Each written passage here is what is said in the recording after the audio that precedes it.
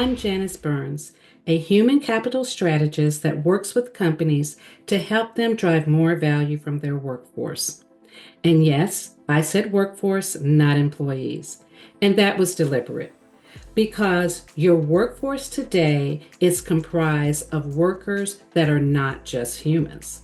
Yes, you have humans in your workforce. You have employees, you have contractors and gig workers, but if you're like most companies today, you also have augmented digital and AI workers.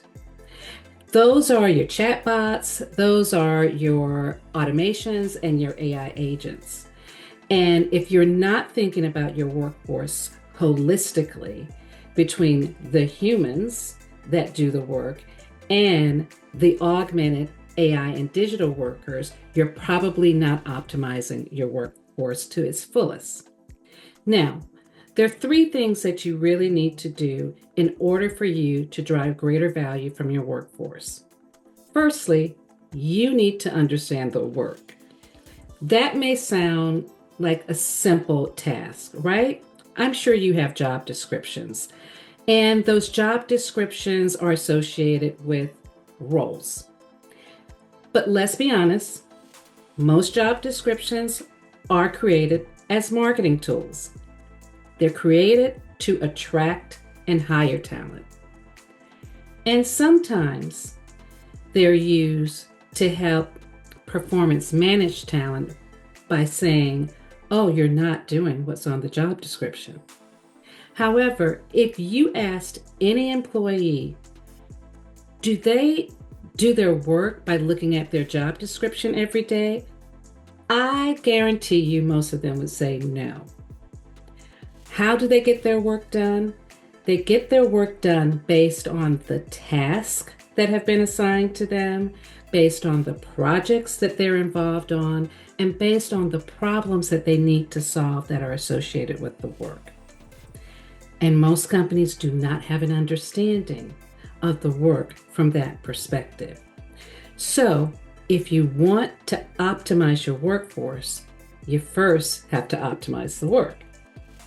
Secondly, you need to understand the skills associated with those tasks, projects, and problems to be solved. Everyone's talking about skills today, skills-based organizations, skills-powered work, and I am a huge proponent of skills. But when you take skills out of context, and the context is the work, then you actually set yourself up for failure. You need to align the skills in your skill strategy to the work, not only of today, but the work also of tomorrow. Because those tasks, those problems to be solved, and those projects will change, and those skills will need to change.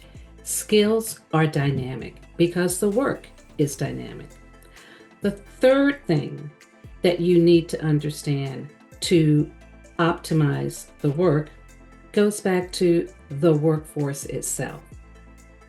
If you don't understand the work and you don't understand the skills associated with that work, then you can't properly determine what tasks need to be assigned to who or what in your workforce.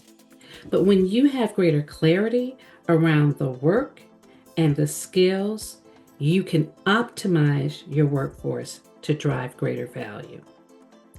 If you're interested in learning more about creating work optimization strategies, please hit me up on LinkedIn, or you can hit me up at my website, janice@janicerobinsonburns.com, or you can hit me up by going to LinkedIn and searching for me or one of my colleagues at Skill Collective. I'll be back soon with additional tips. See you soon. Bye-bye.